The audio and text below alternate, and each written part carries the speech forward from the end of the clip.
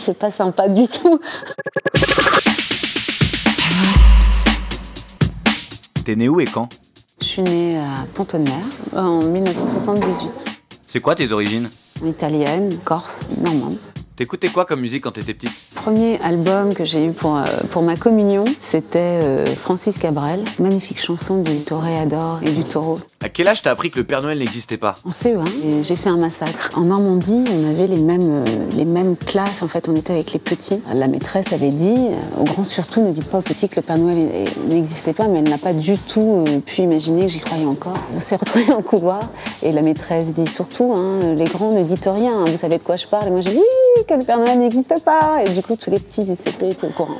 T'allais souvent au cinéma quand t'étais petite? Pas assez souvent, parce que j'habitais en pleine forêt et qu'il y avait une maison à côté de la nôtre. C'est quoi le premier film que t'as vu? Rambo avec son couteau qui enlève les sangsues. C'est très très sensuel. T'avais quoi comme poster dans ta chambre? Patrick Bruel. Tu faisais du sport quand t'étais enfant? J'ai fait du judo. T'es quelle ceinture? Marron. C'était quoi ton premier métier? Ça a été mannequin. Quel photographe t'a le plus marqué? Herbrit, il m'appelait chez moi, j'avais 19 ans, le grand Herbrit de Los Angeles. Je décrochais le téléphone, il me racontait ce qu'il voulait faire, ses inspirations, et c'est incroyable. C'est quoi ton premier film? Astérix et Obélix. T'étais stressée sur le plateau?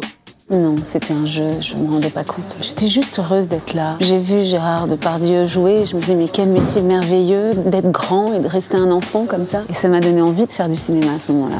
C'est quoi le meilleur conseil qu'on t'ait donné en tant qu'actrice? C'est mon agent, il m'a dit un jour tu veux être actrice, laisse-toi pousser les... Je peux pas le dire. Être en accord avec son masculin, on va dire ça comme ça. Qu'est-ce qui t'a marqué à la Mostra de Venise? Ce qui a été très intéressant, c'est de rencontrer Michael Mann, qui était le président du jury, et qui m'a parlé de l'acteur, en me disant que l'acteur, pour lui, était quelqu'un qui arrivait avec une boîte sur un tournage. Il ne demandait pas ce qu'il faisait, il ne demandait pas son travail, il n'a juste qu'à ouvrir la boîte et se servir dedans. Et ça m'a marqué, je me suis dit, il a raison, quand on arrive sur un plateau, quand on est acteur et qu'on a un rôle à défendre, c'est à nous de le travailler, de le préparer, de proposer des choses au metteur en scène. Quelles actrices t'ont le plus inspiré? Anna Magnani, Gina Holland, Romy Schneider, Nastasia Kinski. Qu'est-ce qui t'a plu dans le personnage de Marianne? Sa force tranquille, toute son ambiguïté, son mystère. Tu peux décrire Louis Garrel en quelques mots? Maladresse, vivacité, fougue, intelligence et talent. Qu'est-ce qu'il faut savoir sur toi? On ne sait jamais à quoi s'attendre. Tu faisais quoi avant cette interview? J'ai été voir un spectacle à l'école de ma fille.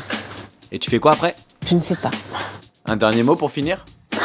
Je vous souhaite d'être tous heureux.